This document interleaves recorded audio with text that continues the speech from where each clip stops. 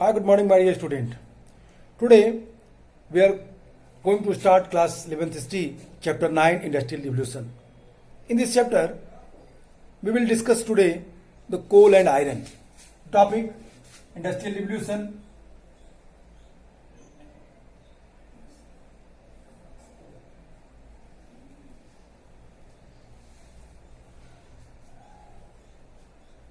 Industrial Revolution. Topic: coal and iron.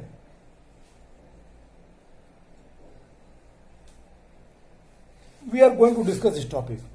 If you will remember my previous video where I have discussed that during 1780 to 1850, that was the time period of the first industrial revolutions which happened in Britain.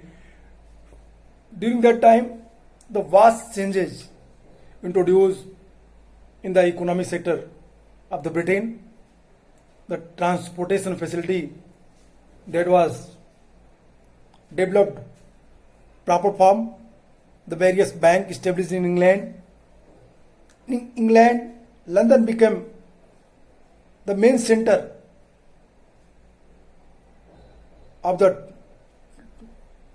trade in Europe, and the triangle trade that was based on the England. It means the West Indies to African continent and African continent to England. That is the triangle trades. एक त्रिकोणीय व्यापार की जो माध्यम बनी वो Britain बना. We have also discussed about that agricultural revolutions. We have also discussed about that increasement of the population. So that's why the 19 mega cities developed. Dense populated cities developed in Britain. Their population doubled between 1750 to 1800. In 19 cities, 11 cities, that was in England, and that was in Britain, and England is the largest city among them. England वो सबसे बड़ा शहर था, London का, Britain का. England का जो England में जो लंदन बना, ये सबसे बड़ा शहर के रूप में डेवलप हुआ. इन चीज़ों के बारे में हम लोगों ने बात की थी.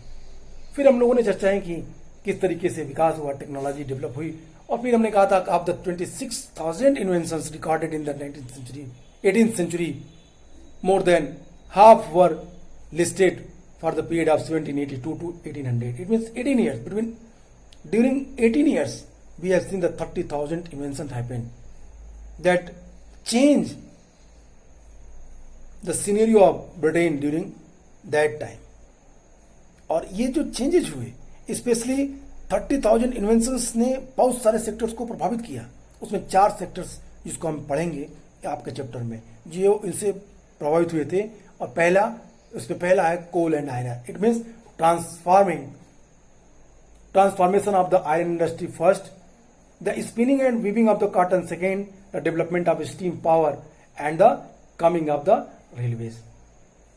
सो today we will start the topic coal and iron. Coal and iron. I think if you will read this word coal and second word iron, you can easily understand that what we are going to read and which portions we are going to discuss here. कौन कौन से portions हम यहाँ पे discuss करेंगे. No doubt to say that the industry coal and iron is the base of the industry. Iron, without iron they can not make the machineries, and without coal the fuel, ईंधन कैसे मिलेगी. With the help of coal they can develop. अब if coal that is not present, it means industry develop होने में problem होगी. Yes, after sometimes we have seen the steam power. कुछ दिनों बाद भाप इंजन का विकास हो चुका है, और फिर कोयले की शक्ति. लेकिन यहाँ पे भी कोयला महत्वपूर्ण रोल निभा रहा था. स्टीम इंजन के लिए भी कोयला चाहिए थी. और ये सारी दोनों चीजें, कोल और आयरन, किसी भी उद्योगों के विकास के लिए महत्वपूर्ण था. कार्ल मार्क्स कहता है कि जहाँ पे लोहा और कोयला साथ साथ होंगे, उद्योगों का विकास स्वतः हो जाएगा, देश विकसित हो जाएगा. According to the statement of Marx, if coal and iron is available in any country, then industrializations happened very easy way. आसानी से इंडस्ट्रियलाइजेशन हो जाएगी. So let's come your topic coal and iron. England was fortunate in the coal and iron ore. The staple materials for the mechanizations were plentiful available, as were other minerals, lead, copper and tin that were used in the industry. However, until the 18th century, there was a scarcity of the usable iron. Iron is drawn out from ore as pure liquid metal by the process called smelting. For centuries, the charcoal from burnt timber was used for the smelting process. This had several problems. Charcoal was too fragile to transport across long distance. Its impurities produced poor qualities iron.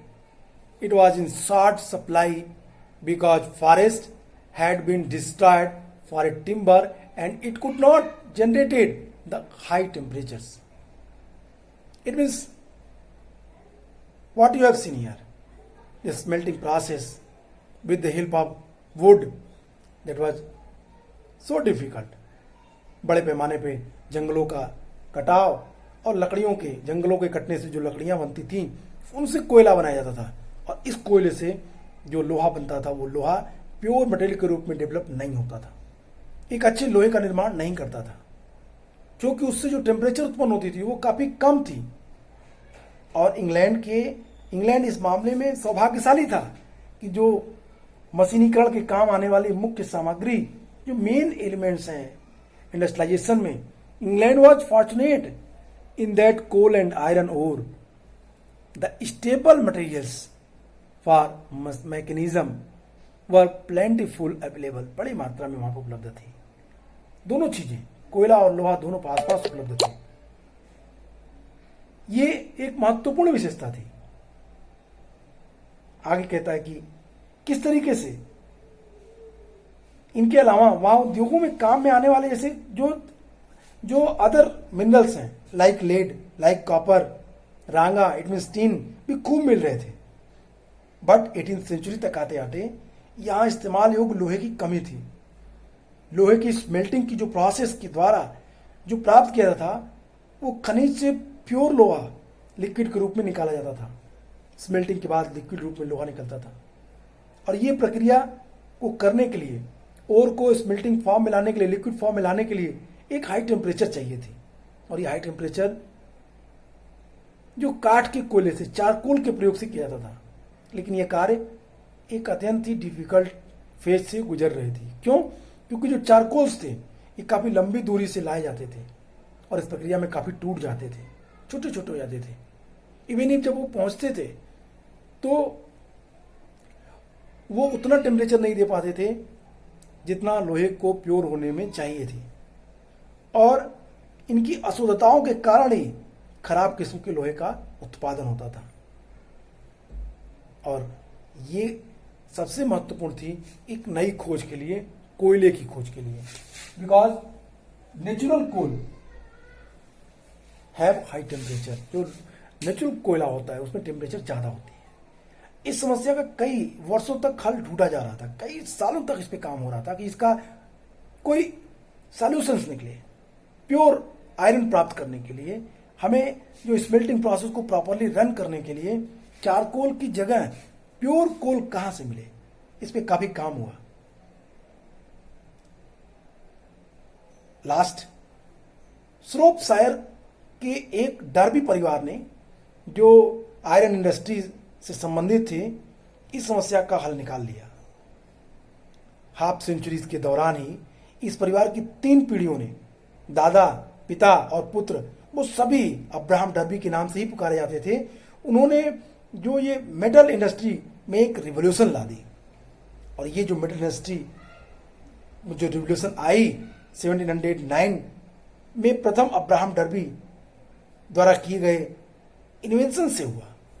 उन्होंने blast furnace बनाई, यह धमन भट्टी थी। Blast furnace का आविष्कार जो Abraham family ने किया, ये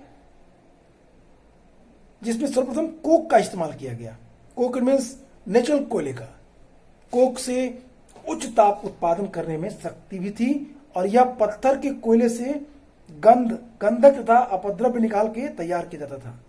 और इस आविष्कार का फल यह हुआ कि भट्टियों को काठ कोयले पर निर्भर नहीं रहना पड़ा।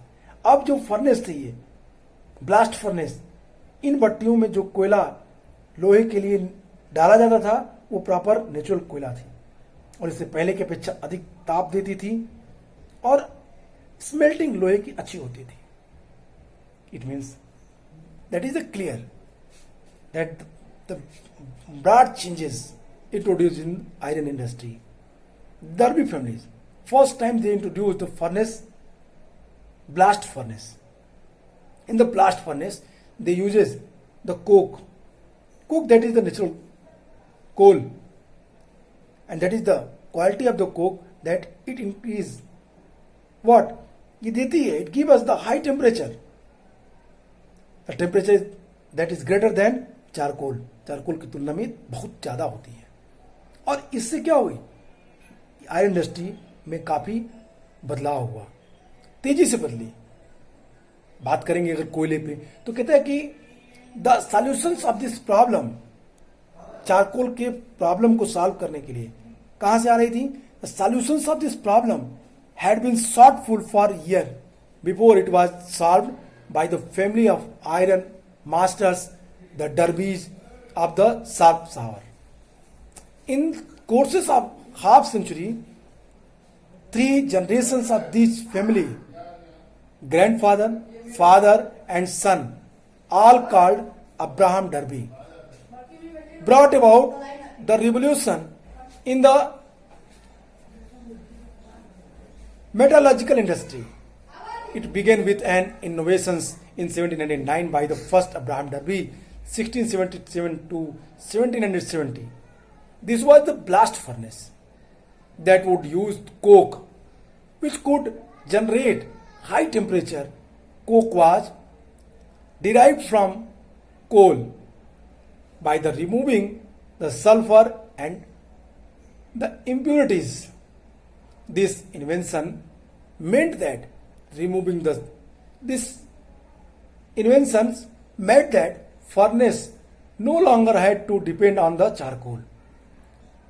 The melted iron that emerged from these furnace permitted finer and the larger casting than before.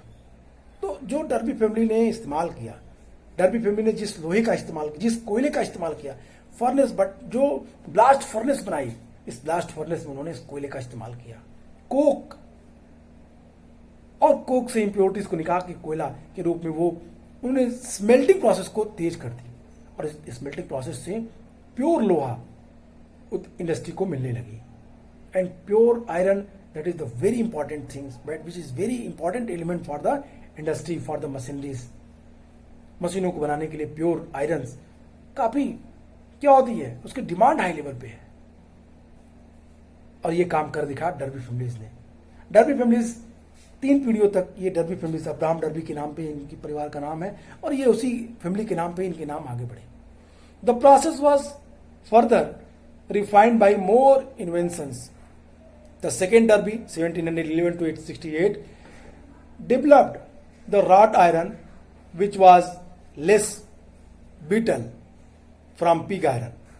Henry Court 1740 to 1823 designed the pudding furnace in which the molten iron could be rid of impurities, and the rolling mill which used steam power to roll the purified iron into bars.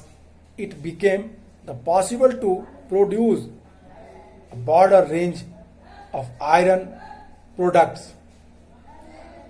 The durability of iron made it a better material than wood for everyday items and for machineries. unlike wood which could brush or splinter. The physically, the chemically properties of iron could be controlled.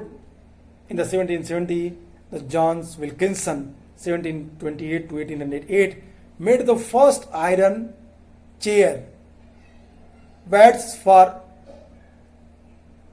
the brewers and the distilleries and the iron pipes of all size. In 1779, the third Derby 1750 to 91 built the first iron bridge in the world. In the Colebrook Dale spinning the river Severn, the Wilkinson used cast iron for the first time to make water pipes 40 miles of it for the water supply of Paris. It means we have seen here that the coal which was used to smelting, which was used in the smelting of the iron, that results the pure iron. I mean to say that comparison then, the iron which was produced in previous decades, after coal it was in the pure form. Iron comes in the pure form आने लगी और इससे धीरे धीरे विकास होने लगा। परिवर्तन का ये चरण चला, ये काफी लंबी चली। ये प्रक्रिया कुछ और आविष्कारों के द्वारा और आगे इसमें सुधार किए गए। सेकेंड डर्बी फैमिली जो 1711 टू 68 में थी, उन्होंने पिग आयरन, जिसे रॉड आयरन या पिटवा लोहा भी कहते हैं, का विकास किया, जो अपेक्षाकृत कम टूटने वाला था। यह आसानी से नहीं टूट सकता था। It designed the Paulding furnace in which the molten iron could be rid of the impurities. The rolling mill, which used the steam power to roll the purified iron into bars. कह रहा है कि जो ये development हुआ, ये जो बदलाव हुए, इनसे जो हेनरी कोर्ट ने पिटवाल जो ढलवा लोहे बने, पिट आयरन जो बनी 1768 ढलवा लोहे, पिग आयरन में पिटवा लोहे राइट आयरन का विकास किया जो कम भंगुर थी। और फिर हेनरी कोर्ट ने अपनी जो पॉडिंग फर्नेस थी, इस पॉडिंग फर्नेस जिसमें पिघले लोहे में से अशुद्धि को दूर किया जा सकता था, और बेलन मिल जो रोलिंग मिल थी का आविष्कार किया, जिसे परिशोधित लोहे की छड़ें तैयार करने के लिए भाप की शक्ति का इस्तेमाल किया गया। ये अब क्या बनाए, आयरन रॉड बनाए जाने लगे स्टीम इंजन की हेल्प से। पूरा विकास लोहे के धातुएं बनने, लोहे के बहुत सारे वस्तुएं बनने का काम शुरू हो चुका था। अभी लोहे की छड़ें बनाई गई, और छड़ों के बाद आप देखेंगे कि अब लोहे का अनेकानेक उत्पादन बनने संभव हो गए, चूंकि लोहे में टिकाऊपन अधिक था। It was durable, so that's why कि जो दैनिक जीवन में यूज होने वाली जो मशीनें थी, वो चीजें बेहतर सामग्री के रूप में बनाई जाने लगी। अब वो लकड़ी को रिप्लेस कर दिया, जो जल या कटफट सकती थी, लेकिन लोहे जो भौतिक और रासायनिक गुणधर्म से कंट्रोल किया जा सकता था। 1770 के डिकेड्स तक आते आते जॉन विल्किंसन ने सर्वप्रथम लोहे की कुर्सियां और फिर फर्नेस जो फैक्ट्रीज बनाई, कुछ टंकियां बनाई, वार्स, और लोहे के सभी आकार की नालियां जो नलियां हैं, पाइप्स बनाई। 1779 में जो डर्बी थर्ड ने विश्व में पहला लोहे का पुल कॉलब्रुक डेल में सेवर नदी पर बनाया। विल्किंसन ने पानी की पाइपें पेरिस को पानी की आपूर्ति के लिए 40 मील लंबी पहली बार ढलवा लोहे की बनाई। इस प्रकार हमने एक लंबी श्रृंखला देखी लोहे के विकास के फलस्वरूप एक नया बदलाव देखा। हमने देखा कि किस तरीके से इन 1779 the third derby build the first iron bridge in the world. Third derby ने फर्स्ट आयरन ब्रिज बनाई, जो काफी दुनिया का पहला आयरन ब्रिज के रूप में जाना जाता है। In Coalbrookdale the spanning the river Severn नदी पे जो उन्होंने ब्रिज बनाया वो बहुत ही महत्वपूर्ण था। Wilkinson use the cast iron for the first time to make water pipes. Wilkinson ने वाटर पाइप बनाई, 40 मील लंबी वाटर पाइप बनाई जो पेरिस को पानी की आपूर्ति दे रही थी। The iron industry then came to be concentrated in the specific regions as integrated the units of coal mining and iron smelting. Britain was lucky in the possessing the excellent coking coal and high grade iron ore in the basins or even the same seams. These basins were also close to port.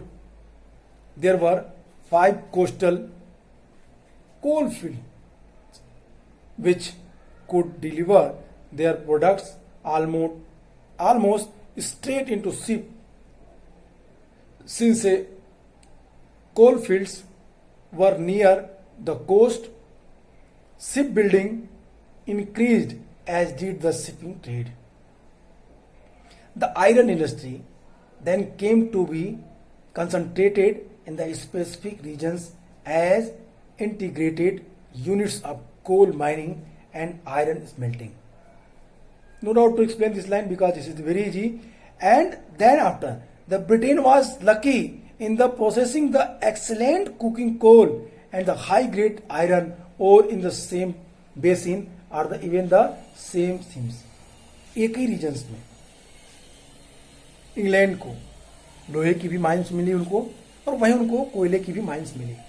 लोहे और कोयले की mines खाने आसपास होने के चलते Britain में तेजी से शिप इंडस्ट्री डेवलप हुई, शिप मेकिंग इंडस्ट्री डेवलप हुई, बड़े बड़े जहाज बनाए जाने लगे।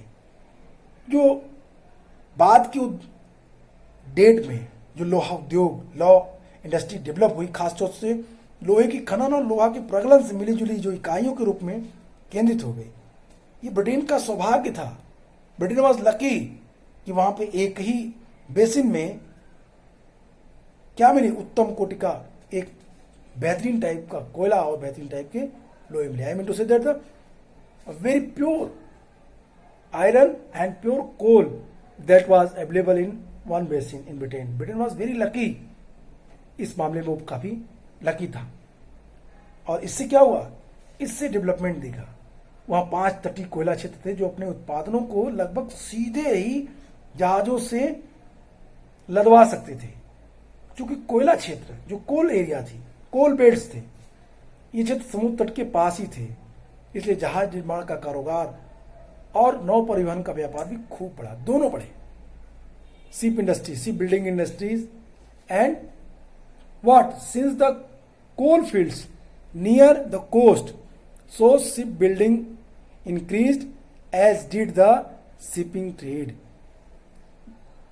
नौवहन का भी विकास हुआ, ट्रांसपोर्टेशन डेवलपमेंट भी, ट्रांसपोर्टेशन जो शिप डेवलपमेंट थी वही हुई, और शिप मेकिंग का काम भी यहाँ पे बड़े पैमाने पे होने लगा।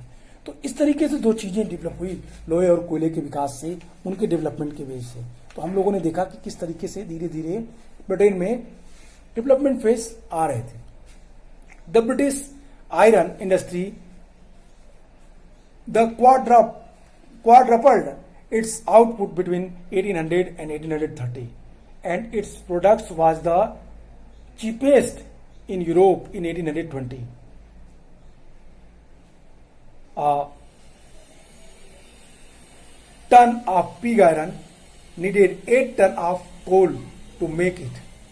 It means 1 ton of pig iron needed 8 tons of coal made it. But by 1850 it could be produced by using only 2 tons. By 1848 Britain was smelting more iron than rest of the world put together. सीधे सीधे कह रहा है कि जो Britain था, British industry में जो कोयला बनाने की पावर थी, ब्रिटेन में जो लौ इस्पात उद्योग था 1800 टू 1830 के दौरान उत्पादन चौगुना बढ़ा लिया, और इसका उत्पादन जो पूरे यूरोप में सबसे सस्ता था वो सिर्फ एक पास लोहा और एक पास कोयला होने के कारण था। 1830 1 टन ढलवा लोहे बनाने के लिए 8 टन कोयले की जरूरत होती थी 1820s में, किंतु 1850 तक आते आते ये मात्रा, कोयले की मात्रा घटती गई। अब 1 टन लोहा बनाने के लिए, ढलवा लोहा बनाने के लिए सिर्फ 2 टन कोयले की जरूरत हो रही थी।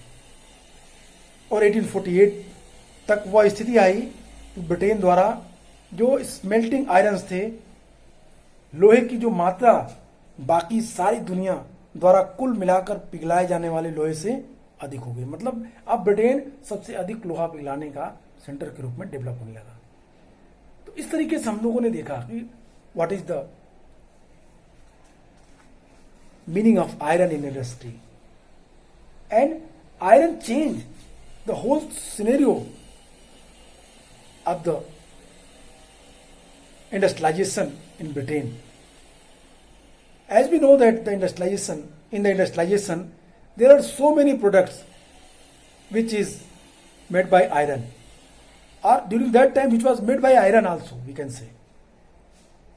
Wrought iron, pig iron, steel, they play a very important role.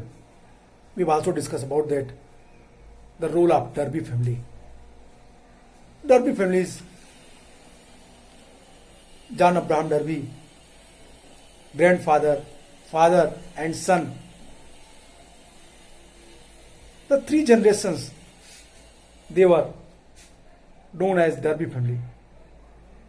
They played very important role in the development of iron industry, development in iron industry.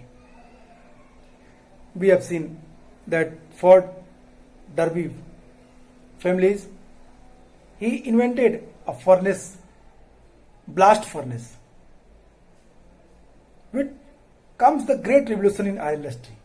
Then after we see the next generations, their name was, I think, name is not mentioned in your book.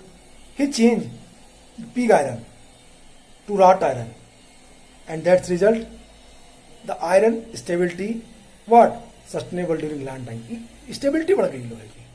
And third Derby family established a new iron industry. He made the first iron bridge in Europe, in London.